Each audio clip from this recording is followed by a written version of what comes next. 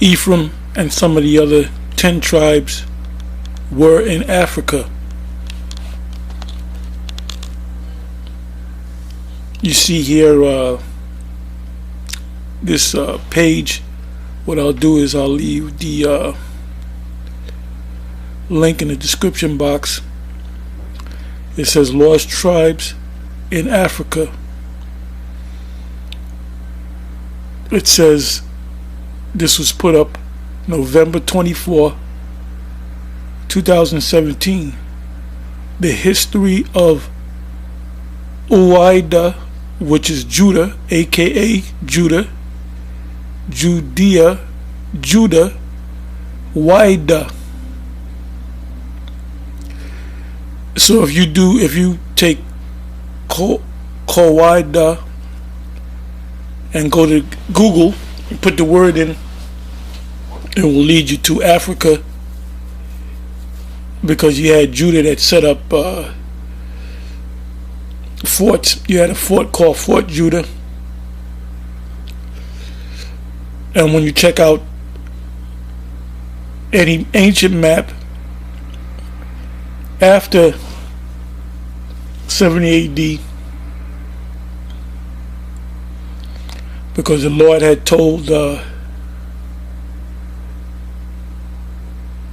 children of Israel that was in Israel and Jerusalem at that time, he spoke about the abomination that maketh desolate, spoken of in Daniel, which was the Roman Empire.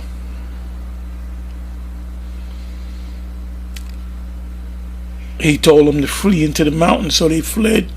Some of them fled up into Europe. A lot of them fled into Africa. And the tribes that fled into Africa were not just the tribe of Judah, Benjamin, Levi. They were the tribe of Ephraim, Gad, Manasseh.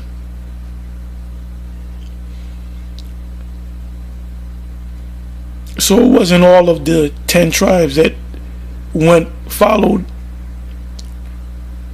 Jeroboam, because they knew that there was only one king.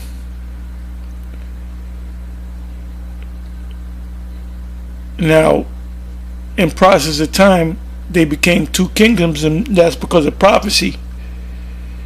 Because the kingdom, the northern kingdom, had to come to the Americas first. Had to be taken down by the Assyrians before the kingdom of Judah was taken down by the Babylonians. And this is also in your secular history. So you had Ephraim, you had Manasseh, you had Gad,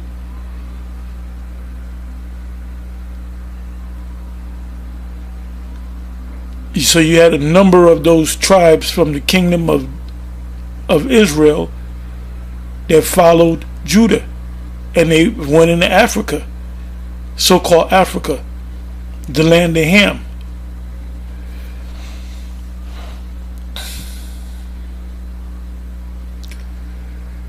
Now I want to go right into the scriptures.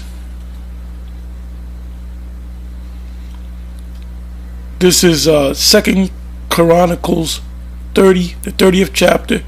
You can also read 2 Chronicles, the 15th chapter, will give you more insight.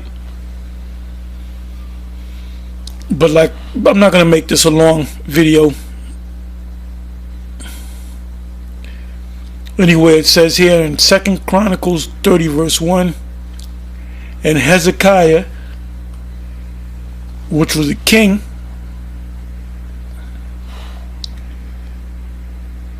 I did some brief history on that.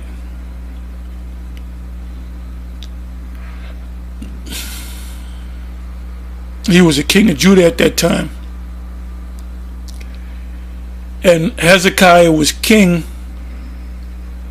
long after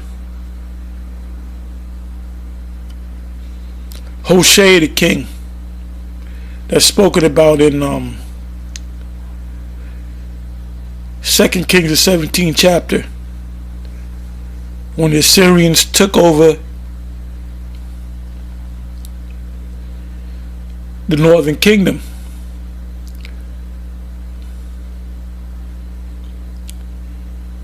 Like I said, when you go into the history, you had tribes of the northern kingdom that stayed with Judah, and that explains why you had Ephraim, Gad, Manasseh, and the other tribes of the northern kingdom that were in Africa. You have so-called Africans saying that their line goes right back to the tribe of Ephraim.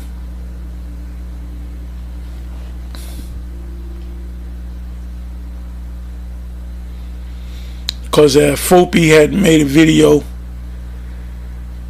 saying to the effect, a couple of videos, that IUIC teaches that Ephraim and some of the so-called, I call them Latin tribes, were in Africa.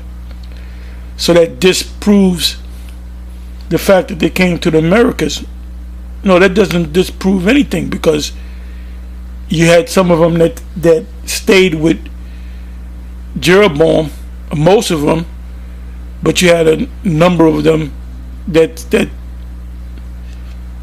humbled themselves because they knew the king came from Judah and stayed with Judah. You have an account of the elder sister, prophetess, in the Anna in the New Testament, from the tribe of Asher.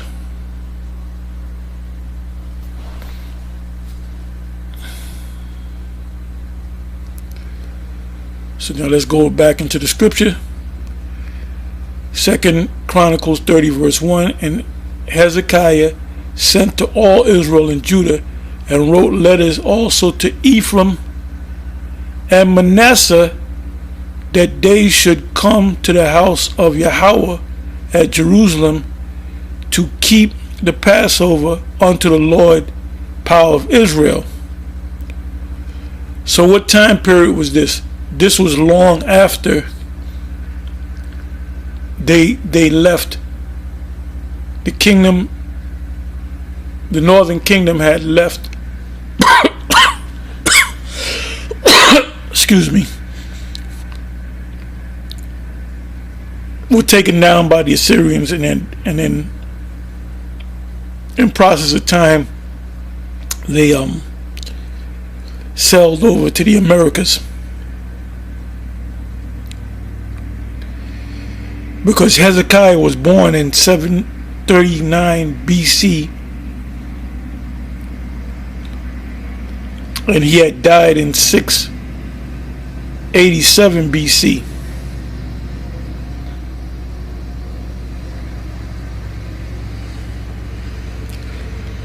So when the Assyrians took down the kingdom of Israel, the northern kingdom,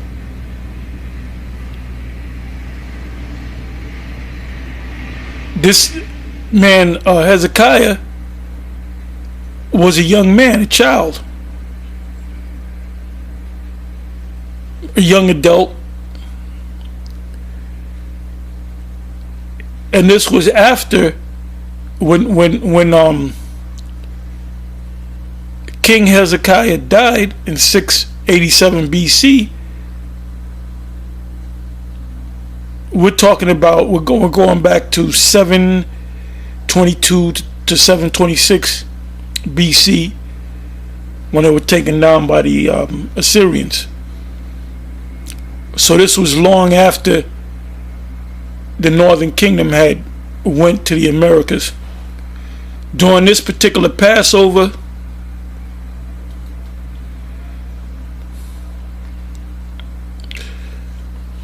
the northern kingdom was already in the Americas.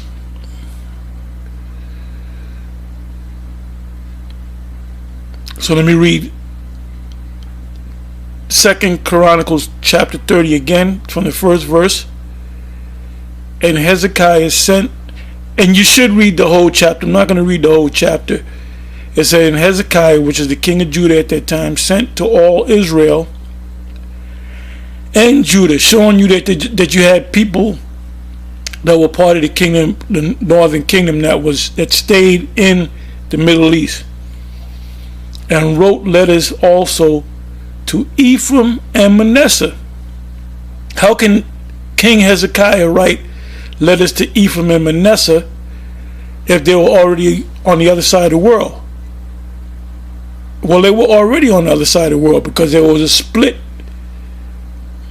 where you had, like I said in the beginning of the video, some of the kingdom of the north had stayed with Judah.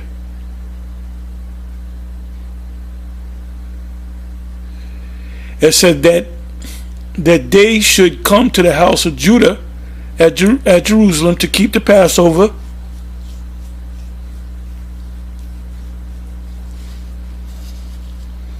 unto the Lord, the Most High of Israel. So, folk, you should have did more studying.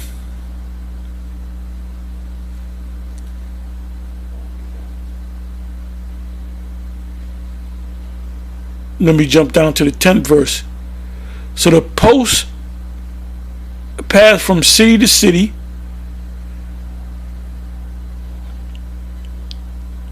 and when you look up the word post, they didn't have YouTube back then. They didn't have cable, so they put up signs saying the Passover. You know, if you're an Israelite, you ought to partake of the Passover. And so the posts. Bear with me for a minute. I want to go a couple of verses above that.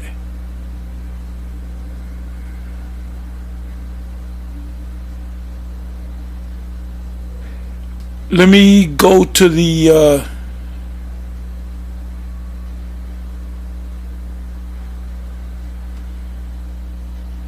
6th verse.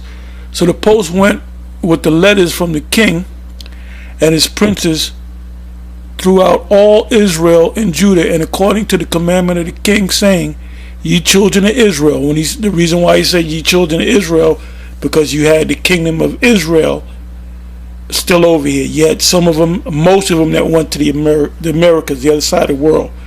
Turn again unto the Lord, Most High of Abraham, Isaac, and Israel,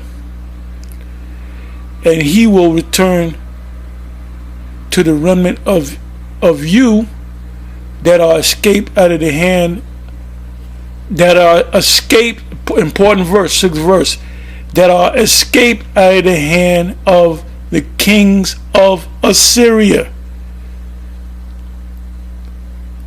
So not all of the northern kingdom went to the Americas. Some of them stayed with Judah. This is the proof right here. 2 Chronicles 30 verse 6. A 7th verse. And be not ye like your fathers and like your brethren, which trespass against the Most High power of their fathers, who therefore gave them up to desolation, as ye see. Now be ye not stiff-necked as your fathers were, but yield yourself unto Yahweh, and enter into his sanctuary, which he hath sanctified forever, and serve the Lord Yahweh, your power, your God, that the fierceness of his wrath may turn away from you.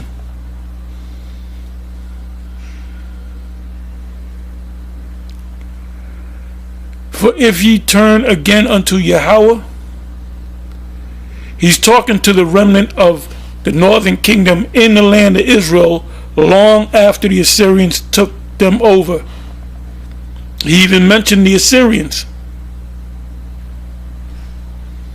in the 6th verse.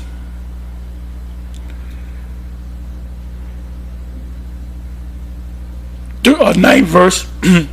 For if ye turn again unto Yahweh, your brethren and your children shall find compassion before them that lead them that led them captives, so that they shall come again unto this land.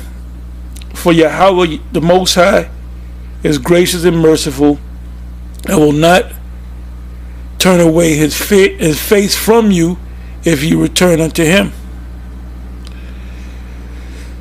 So the post passed from city to city through the country of Ephraim and Manasseh, even unto Zebulun, but they laughed them to scorn and mocked them. So you had some of the northern kingdom that wasn't with King Hezekiah's order to serve the Passover. 11 verse. Nevertheless, divers of Asher and Manasseh and of Zebulun humbled themselves and came to Jerusalem.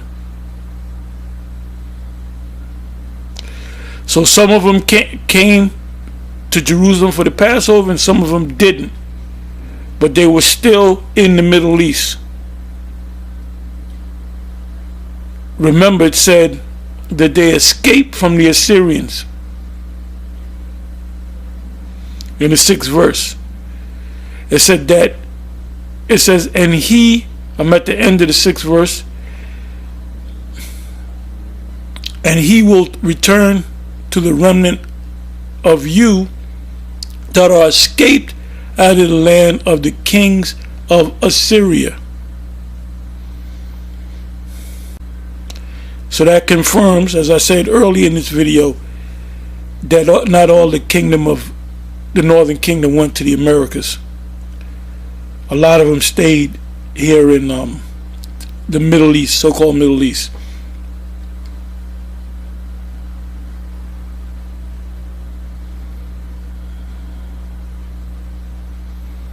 Um, 12 verse. Also in Judah, the hand of the Most High was to give them one heart to do the commandment of the king and of the princes by the word of the Lord.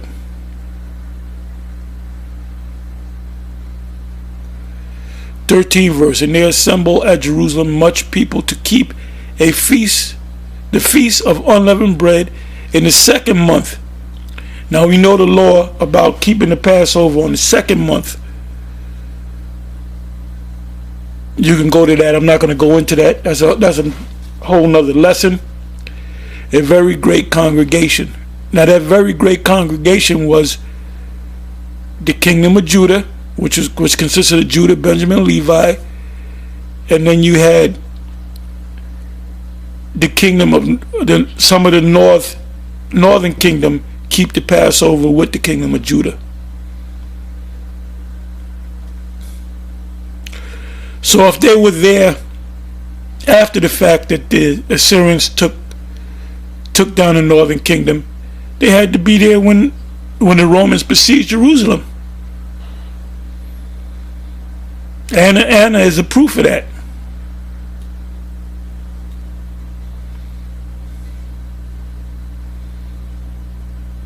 And see, back at the One West,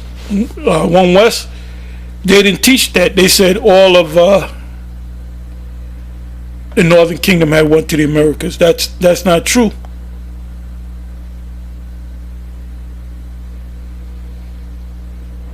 I mean, I really don't have to keep reading because I hit the main point.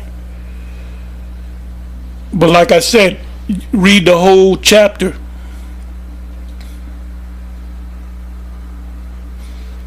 Now I'm going to jump down to the 18th verse.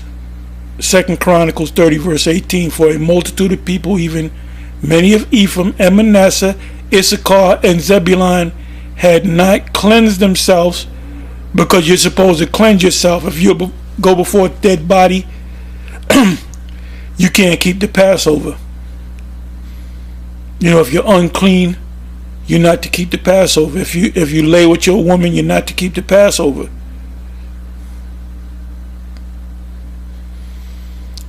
So that's what, when you go back to the law, it says you can keep the Passover in the 2nd month. it says, yet did they eat the Passover otherwise than it was written, because they were unclean, they were not sanctified, and they kept the Passover anyway. But as we read down, King Hezekiah pardoned them. It's right in this verse, 18 verse. But Hezekiah, which is the king, prayed for them, saying, the good Lord Yahweh pardon everyone.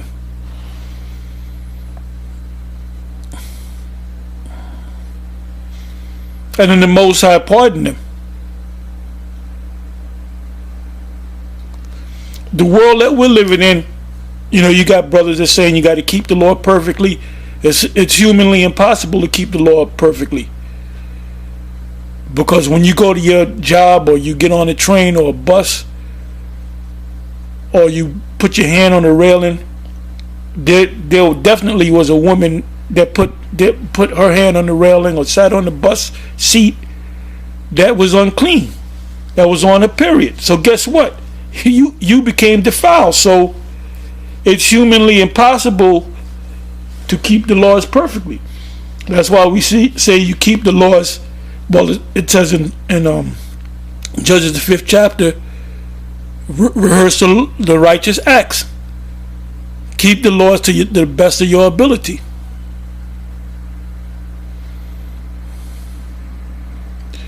(19 verse) 2 Chronicles 30 verse 19. That prepareth his heart to seek the Most High, the Lord power of his fathers, though he be not cleansed according to the purification of the sanctuary. And the Lord hearkened to Hezekiah, and that show you that he pardoned him. 20th verse. And Yahweh hearkened to Hezekiah and healed the people.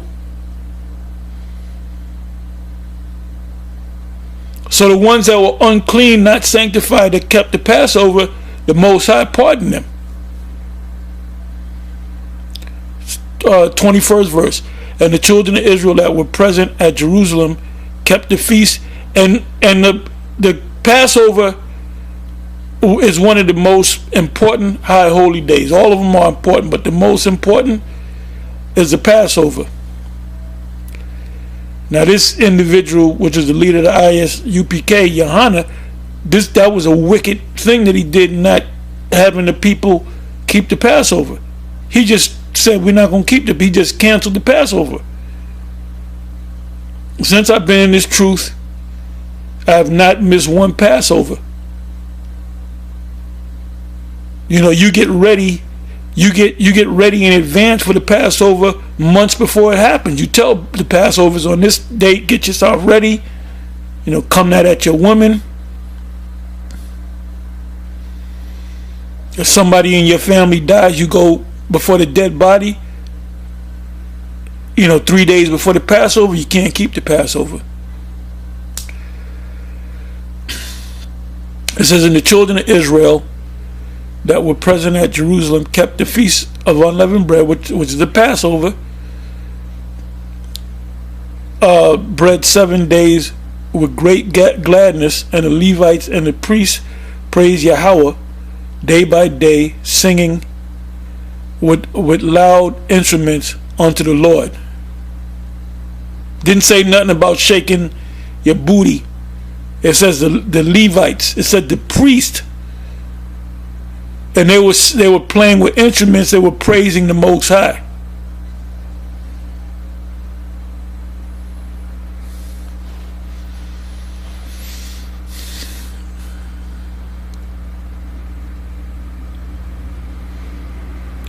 Anyway, with that, I'm gonna say, you know what? Is there more? Let me see.